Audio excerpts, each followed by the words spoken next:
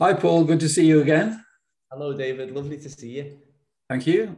And so, Paul grew up in Liverpool and is now an art teacher in Glasgow, and contacted me a few weeks ago because he had a spontaneous realization. There was no seeking for enlightenment, but it just came to him. So we're going to have a conversation where he can explain what's been happening.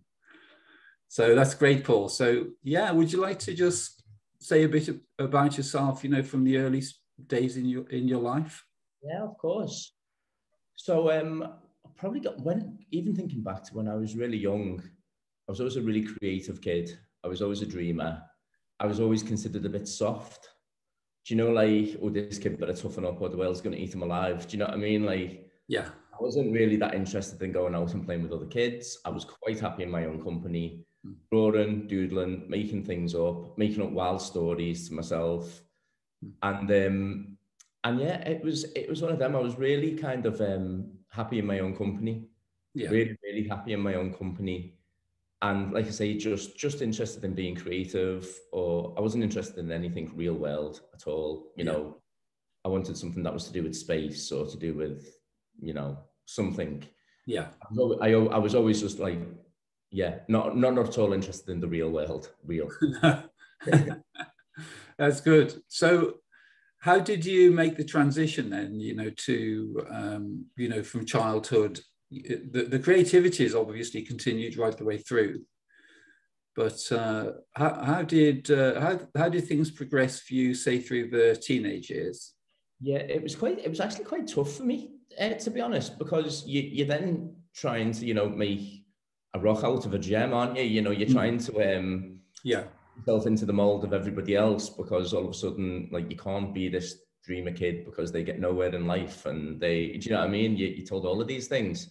yeah, That's kind of what I was trying to do and failing terribly at it. I was bullied terrible in school, again, just because I, I was I was really vulnerable, and I let people see it. yeah, I was like, and I wasn't ashamed of it. I wasn't this, do you know what I mean? I was emotional, I was creative. yeah. And it's funny, isn't it? People seem to, if an angry person meets an angry person, they're like, okay, that's an angry person, I can cope with that. If an Mm. angry person meets like a vulnerable open person, like, they cannot cope. No. Do you know what I mean? It's like, it's more of a threat. It's Yeah, kind of, exactly. It puts the whole value system under the spotlight, really. so teenage years, yeah.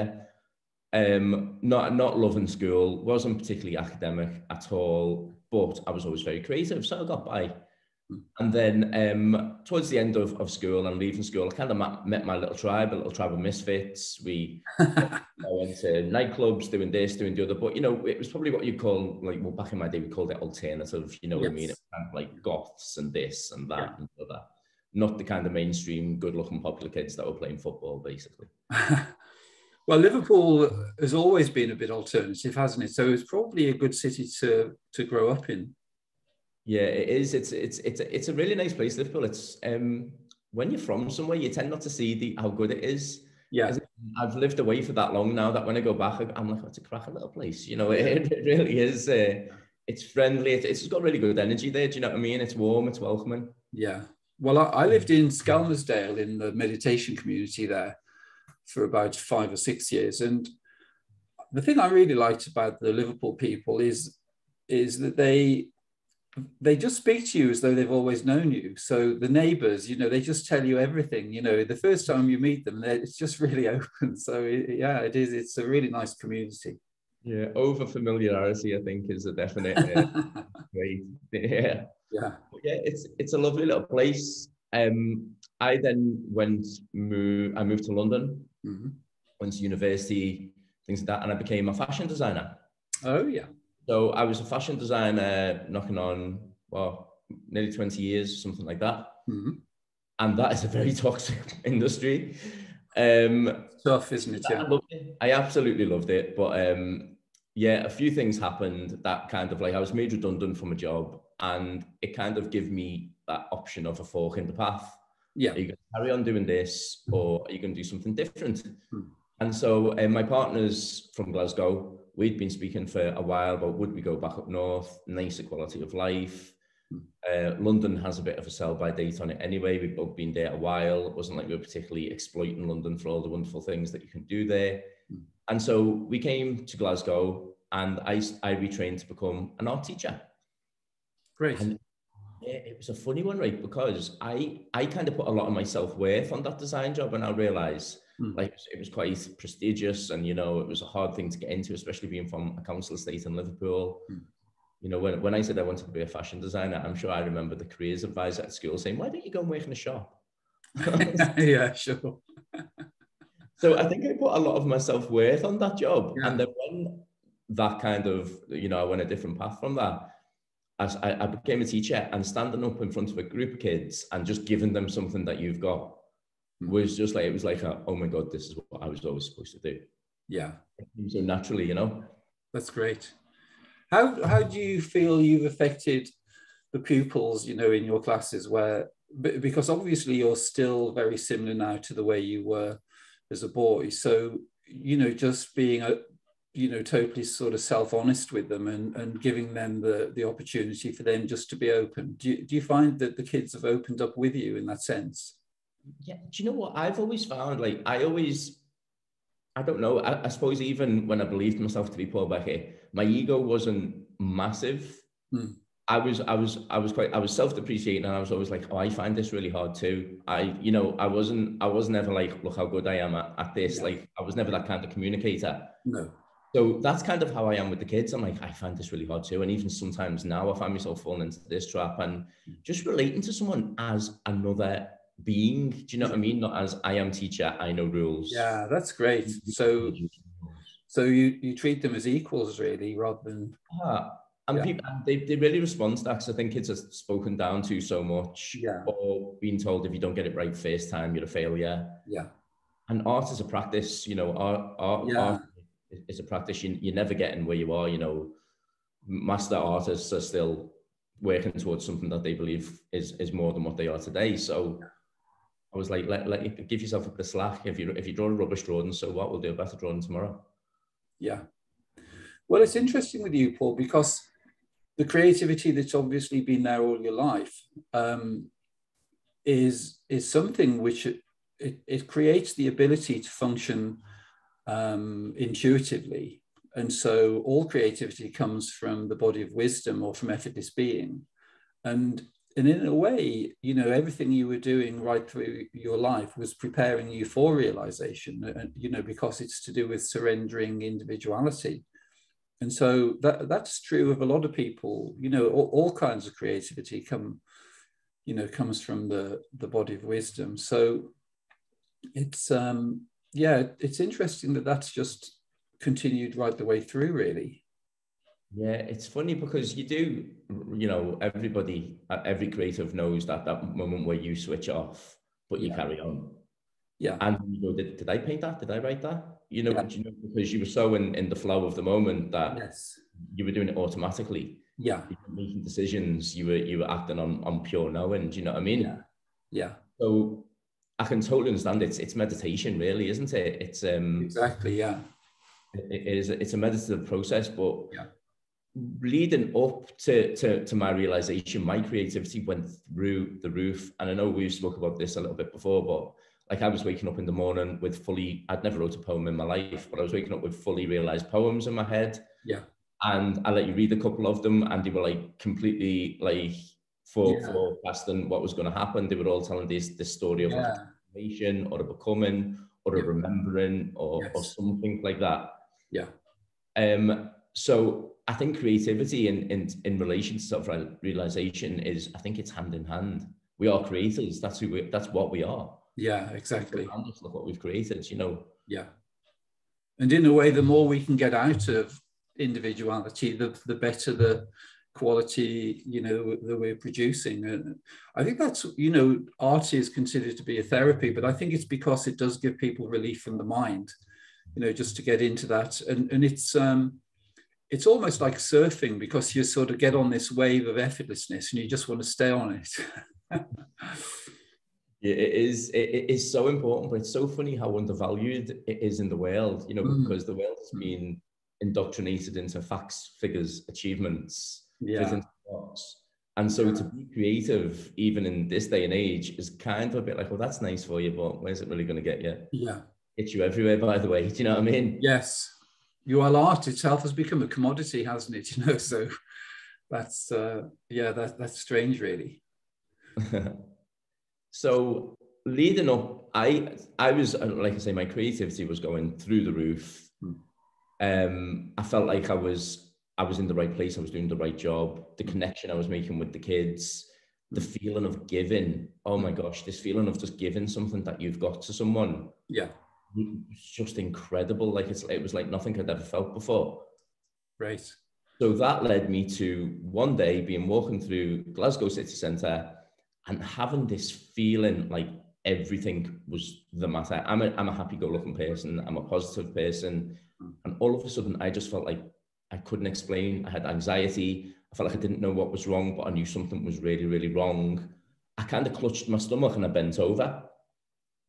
And then, literally within a second of me doing that, I had this feeling, and it was like a warm ripple, a warm bubble or something, and it rose kind of from my groin, it rose right through my body. And I stood up straight, and I just knew straight away that nothing was wrong. I knew straight away that everything, I felt stronger than I'd ever felt. I felt healthier. I felt so present, so like alert. And I'd just literally gone from 2 minutes ago thinking that I was having a stroke or something like that. Yeah. So I literally, you know, your mind, I was going, that is not right. What's just happened to me is not right, in the middle of the street. And I was going to myself, something's happened to you here. You've had a stroke, or something's happened. You're in some kind of stroke dream. This kind of bliss you're feeling here is just a stroke dream. Wow. And I promise you, I was pinching myself. I was biting my own tongue, and I was going, I'm 100% physically here. I was like, I don't think I'm asleep. And I was like, what has happened? Anyway, I just decided, listen, this is going to pop any minute. Carry on about your business. And this feeling, this incredible feeling that you're feeling right now is going to pop any second. And guess what? It didn't. So I didn't tell anyone, because I just thought that sounds so strange, so outlandish, that what's just happened to me. I didn't tell anyone, but people were noticing. Like my partner was like, what's different with you? You're like glowing. You're this, you're that. And I'm like, what? People in work were just like a teacher walked past the class that I was teaching, was just like, that was incredible. The flow you were in with that class there. They were just noticing a difference in me. Yeah. Brilliant. I'm still just going, am I putting it down to this feeling that I've got that I didn't have a name for just yet? Am I putting this fact that life is now just becoming like really effortless to this feeling? Yes. Don't know. So that lasted for 2 weeks. And this was earlier this year, Paul? It's only this year. So this is like knocking on for what, nearly 8 weeks ago, maybe, is it now, or something like that? It's not long ago, is it? No. It's like I've been fired out of a cannon. So 2 weeks later than that, I'm back in the city centre, because that's apparently where all my realizations take place. Oh, that's good. And a complete stranger, got chatting to me on the street. And I can't remember whether he said to me or I said to him, I really couldn't tell you. It's just like that law of attraction, isn't it? And a switch went in my head. It was like a bubble popping. And I was like, oh my God, that's exactly what it is. Now, I'd never read the book The Secret or anything like that. I was not aware at all of self-realization, or even that self-realized people existed. I wasn't spiritual, you know, but I was a positive, happy, I'll do what I can do for you person. Yeah. So I was aware of Rhonda's book. I'd never read it, but just culturally, do you know what I mean? I'd known girls who had read it because they wanted a bigger house or a nicer car or a bum or something like that. Do you know what I mean? So I was aware of it on a cultural level, but I had no engagement with it. So I took myself right to Waterstones and I tried to buy it, and they didn't have The Secret, but they had The Greatest Secret. And I was like, that's not the one I want. I was like, but I'll pick it up anyway. Picks it up anyway. I'm sitting on the bus on the way home. I opens it. And when I tell you, I could have wrote every word in that book an hour before, I could have done it. It was like I could have told you what was on the next page. Fantastic. And I got really emotional. I started crying. Right. I started crying, but I started crying with like happiness. I feel myself getting a bit emotional now. I started crying out of pure happiness, because I was like, this is real. I was like, this is real. The utter feeling of just self-knowing And I was like, it's funny to me now how it comes out. I went, I'm God. I was like, I'm God. Oh my gosh, I'm God. And then I was like, I've always been, I've always known that I was. And then I was like, hang on a minute, it's not me, it's us. We are. Nothing special about me. I've just realized it. Yeah. I was like, oh my gosh. And when I tell you, in that moment, it was like I was almost downloaded with every coincidence, which is never a coincidence, that had happened to me throughout my life, which had tried to point at this for me. And I was laughing so hard. And this is all, you know, on the bus. Whatever. So I'm laughing so hard in the middle of crying. People must have been like, there is a lunatic on this bus. And because it was like, I was realizing all of these things that had pointed this to me. People had said things to me. I've been in situations that was just waiting for me to click, and I never clicked. I never clicked. And the way I put it down to, it's a bit like a pantomime, like, he's behind you. And I was turning over the other shoulder. Yeah. I was never seeing it. Wow. And it's only until when I saw it, it's not believing, it's remembering. It was exactly, yeah. It was just a utter knowing through every single part of me, and utter knowing, gosh, that's true. And gosh, I always knew it was true. And it was just wild. It was absolutely wild. That's a great description. But even that you went into Waterstones and they didn't have a copy of The Secret, because that would have taken you down the wrong route, really, or, you know, it might have prolonged things anyway. But because quite often Waterstones, I think they're well stocked with Rhonda's books, aren't they? So it's even that just guided you, really. Yeah, I mean, it's something I've come to know now. You know, there's no such thing as coincidence. Absolutely not. No. Everything, every step I've ever took has brought me here, and I see it now. It was inevitable. It was totally inevitable. Yes. Yeah. And even steps that you think take you the long way round, or, you know, round the back of the houses, and you know, you got a funny way to get where you're going. Yeah. That was all essential for me to do. Yeah, definitely. And it's a great sign, really, of the way consciousness is revealing itself to itself, because with you and the previous girl I spoke with, Sharon Karina, Sharon also had a spontaneous realization where there was no seeking for it before. And so it used to be that people would be seeking for a long time, you know, like myself, like 30 years or something. And then there have been some spontaneous realizations, but there's been seeking beforehand. But with you and Sharon, it's really, and it's so interesting that you came sort of together, really, that there's been realization where there was the realization, and then you had to do a bit of research to find out what it was. That's exactly it. So it happened to me. Yeah. I found, like I say, I was nudged towards Rhonda's book, which made every word of it made sense to me. Yeah. Within that book, I'm seeing all the quotes from yourself, quotes from other people. And it was just so obvious. It's the best way I could describe it. It was like, duh. Do you know what I mean? I was like, of course, this is it. You always knew this was it. Yeah. I was like, and it was almost like, look at that silly little game you were playing with yourself. Yeah. That's exactly, I felt like I'd let myself in on a joke that I'd been having with myself this entire experience. Yeah. And then once I knew it, I was laughing with myself. Do you know what I mean? Like, this stupid little game you're playing, this is so funny. It was so, I found out a lot. I reached out to you probably in those first couple of days after realization. It was quite intense, really. I had a really, really strong feeling of static electricity around me at all times. Yeah, you mentioned that. Yeah. I felt like the world was charged. I felt like the world was malleable. And the best way I can describe that was like the world was made out of plasticine. Yes. And I felt like it could be manipulated. I felt like it could be changed. I felt like we were all just made of the same stuff, and that was plasticine. Yeah. I had a really, really strong feeling of that.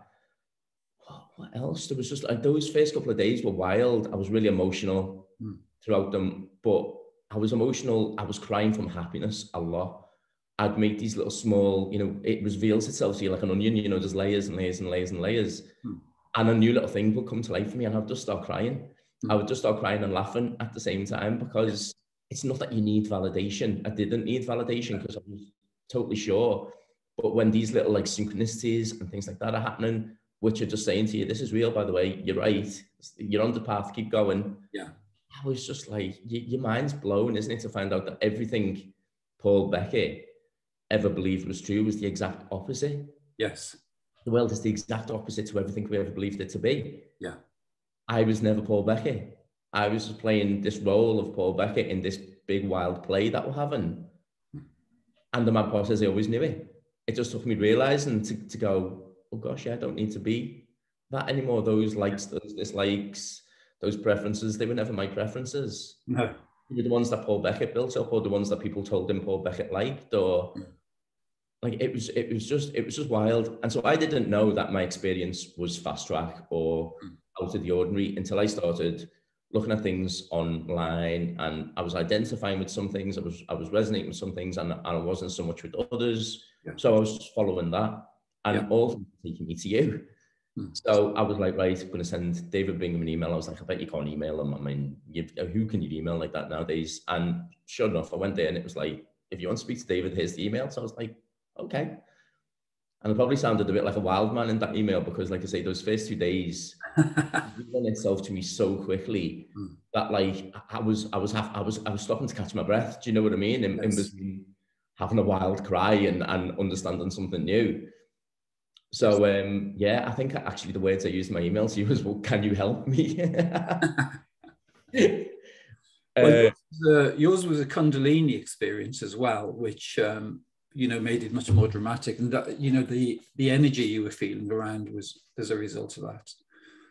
But it just shows the way infinite intelligence will look after you and guide you, because you didn't even have a teacher. We've had one conversation, but everything that happened over the weeks leading up to that whole integration process was your own, really. You were led to Rhonda's book. You were then looking at things online, but all of the integration, all the synchronicities, they all came to you, because most people would go back to their teacher at that point. But it's you just dealt with that whole process on your own.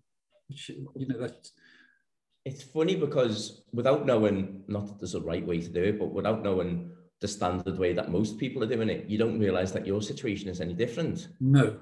So it was just so natural to me. I didn't need to ask anyone anything because I knew. Yeah.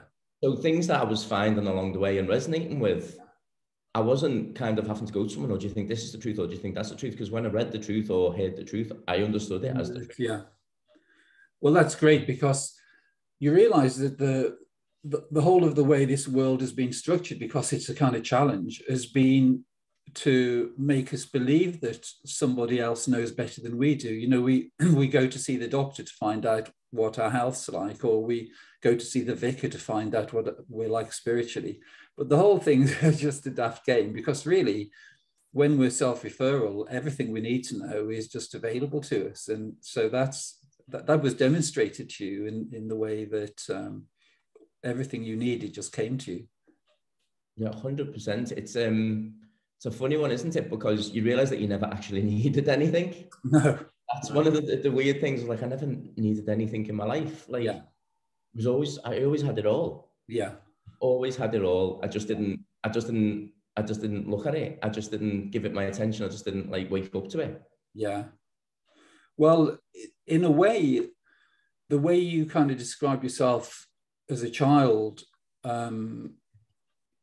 you're actually quite self-assured in lots of ways. To the world, you may have appeared to be different, because you were creative and you were quite sensitive, but you're always in tune with your own intuition, and you had that feeling of being quite self-assured, even though you may have been bullied or had experiences because you didn't really fit with the world. I think the way you were, which is that you were just being yourself without any sort of contrivance, that can be challenging to a lot of people, especially if they're putting forward a bit of a fake version of themselves.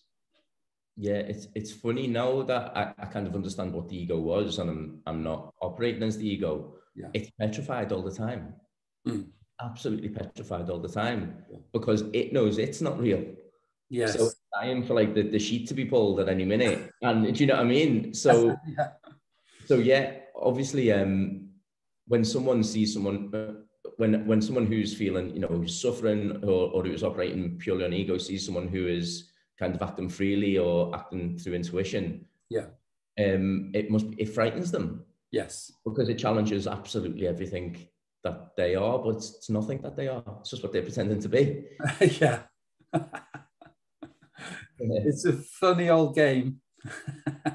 It really is. It really is. So I am obviously I'm at a stage now where I'm you kind of have this moment with yourself where you're like, am I going to sound nuts when I say this to people, or am I going to sound like some kind of like born again preacher or something like that? Do you know what I mean? And cause that's not at all how I feel. No. But I'm like, I wouldn't be doing my job or whatever it is if I didn't make myself available. And it's one of those things, I think what I really got a heavy feeling of with my realization is that I need to be of service, is that I need to give back. I realized I took a lot my entire life. I've been supported by a lot of people. There's just been a lot where like I was on the receiving end of a lot. Yeah. And it was like, give back. That's all I felt like, give back, because you've got too much. You've got it all. Give it all away, and you'll never give away what you've got. Do you know what I mean? Yeah. Well, in our first conversation, you said that you want everybody to know what this is. And but I liked what you said before we started recording the conversation about your friend from London, because I think that's a great demonstration of the way synchronicity works. Can you just tell that story, Paul? Yeah, I've got a really, really good friend. So when I lived in London, really, really, really close friends. And then I moved to Glasgow. She's actually from Glasgow as well. Yeah. But because of COVID and one thing and another, and she also had a baby, it turned out that we'd actually not saw each other for 3 years. Yeah. So a couple of days ago, she was back in Glasgow, and she was like, we were like, oh, definitely need to meet up, definitely need to. So we've gone out for dinner, her and her husband and a little boy and me, and we're chatting away. And it's one of those, like, you're daring yourself, you're like, am I gonna bring it up? Am I gonna bring it up? Right? And you're like, and it's one of those things, it's like you say, it shows on my face, it's in everything about me is different. There's no way that someone isn't going to ask what's different with you, because everything about me is different. So I was like, listen, something happened for me. This started explaining the story as I've told you, and I could see her face like this. And then I could see her husband looking at her, and they're giving each other like the eyes. And I'm like, what? And she's like, you're not going to believe this, but I've kind of been on this path. She had a baby, and ever since having the baby, she had this real strong urge to connect with women. She'd never really had like female friends. They'd always been guys. And she just had this really, really strong urge to connect with women. So she started attending like a women's spiritual circle, very aligned to like the divine feminine, all of this. And it started making her think, this is all, this entire world is a shamble. It's a sham. It's like, this isn't right. Yeah. And we'd been so similar in the fact that like, one of the reasons why we got on so well when we met is because people always found us a bit much. People like kind of magnetic personalities that people wanted to know more about, but actually then when they did come and get to know you, they're like, oh, you're a little bit much for me. A bit intense. Yeah, and that's what we absolutely loved about each other. Yeah. So it was just so funny that like she'd heard of self-realization. She felt like she was on this mission. Now that's not something we'd spoke about.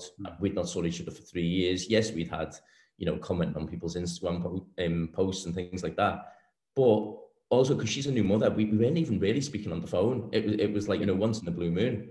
So we just not really had any real connection at all. And then we were sat next to each other like that. I started to share my story, and she was like, oh.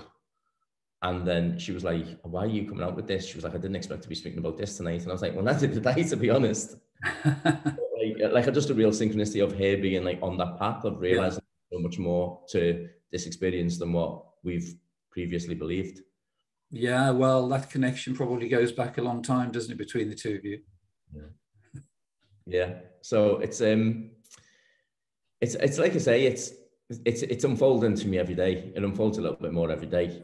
I have a little bit more like understanding of things, or something I've found. I don't know whether this works for other people who have had this experience. I ask I ask myself, I say, I'm ready to understand a bit more now. Let me know a bit more. Yeah. And it will come to me. Yeah. I'll happen across the information somewhere. I'll dream something which I interpret somehow. It will come to me. Like I realize now, like when you say, limitless and it, like vast potentials and, and like limitless potential and all that, it's really hard to get your head around at first, isn't it? Until you realize that it is actually limitless. Ask and you'll receive. Do you know what I mean? Yeah, well, it's great that you're in tune with that so early, really, Paul, because that takes a while sometimes, for people to trust in that. But you seem to have been pretty trusting right the way through, even though you had a few knocks, in childhood. It's never put you into being inauthentic, really. You just remained as yourself. So yeah, that's great the way that it's just continued, really. Yeah, I mean, I don't know how, because like you say, that everything about this whole experience is conditioning us not to be ourselves, isn't it? You know what I mean? Yeah. But I was just always, I've always been daft. I've always been playful. And then you thought you'll get nowhere in life by being daft and playful. Do you know what I mean? I've always been a dreamer. I've always not really been interested in the narrative as it exists in front of me. And I've always been thinking like, well, but what if it was this? And what if it was that? And so, and they're all the things that that were told, beat that out yourself, because that's not how the world works, son. Do you know what I mean? Like, learn maths, learn science. Yeah. Get yourself a good job and a big house and a big car, and do you know what I mean? Do what we all do. But it can be magical. That's the whole thing, and I think a lot of people are waking up to that. Oh, do you know? I hope so. If there's one thing that I would want to get across from speaking to you today, is how much I want this for everyone. Yeah. You can't feel this and not want it for everyone. There's not a way. No. It's especially, you see people like punishing themselves. You see people trapped in misery. You see people trapped in suffering of their own making when you see it from the outside. Yeah. But where I know myself from being Paul Beckett, when you're on the inside, you don't see that. No. You don't see that. Yes, people do things to you. Yes, you find yourself in situations out of your control sometimes, but a lot of people are just inflicting a lot of suffering on themselves through the mind, to identifying too much with their mind, telling themselves they're not good enough, limiting themselves. You can't be that. You can't achieve this. And once you kind of stood out of the pattern a second, and you see that, you're just like, you need this. You need what I've got. I want this for you. Like, how can I help you get this? Yeah. And it's really just being available. That's the way it works, because I'm sure there are lots of people who will resonate with your experiences, and you'll be able to share with them. But it isn't something that we can make a little plan to do. It's funny, in the way it's all just come to you effortlessly. That's the way the whole process works. Yeah, it's funny, isn't it? Because I'm kind of realizing that I don't need to strategize or like plan ahead or anything now. Do you know what I mean? Like, everything that in the moment unfolds as the moment's going to unfold, and everything that I'm meant to do or meant to be or anything is already on its way. Do you know what I mean? It's definitely. It's not something I need to do for that. So I really do hope I get the chance to connect with people. Yes. I welcome it. And like I say, I make myself available for that. Yeah, well, that's great, Paul. Really appreciate that, because there's something going on, and we're just part of it. So we just got to play our little part, haven't we? 100%. Well, thanks so much. That's been fantastic. And I really look forward to staying in touch with you and seeing how things continue to progress. David, thank you so much, because honestly, you like your guidance, just having someone there to chat to and things like that. It's really felt like meeting an old friend again, and like I'm just so grateful. I'm really grateful that our paths have crossed. Well, it's nice. It's just been very kind of natural. You're from Liverpool. I'm from just down the road, so it's been it's just been really easy. But I think it's nice. I have no input really in who contacts me, but it's really nice because everyone really is totally natural and totally themselves. And that, you know, that's really, it's really encouraging just for people to see how normal a realization is. You know, it isn't something that just happens to special people. Yeah. Yeah, I think, if you're not wearing some kind of robes and sitting in a temple or something like that, like, I think that's what a lot of people, like, you know, when people say enlightenment and things like that, I get a bit, ooh, because it makes me feel a bit like, you know, I'm above you, I'm enlightened and you're not, which is definitely not what it is. We're all on the level, and we just all need to get where we need to be, and we're on the way there, you know? Yeah. Fantastic. Well, thanks so much, Paul. That's been great fun. And we'll be having another chat soon. Thank you. Cheers.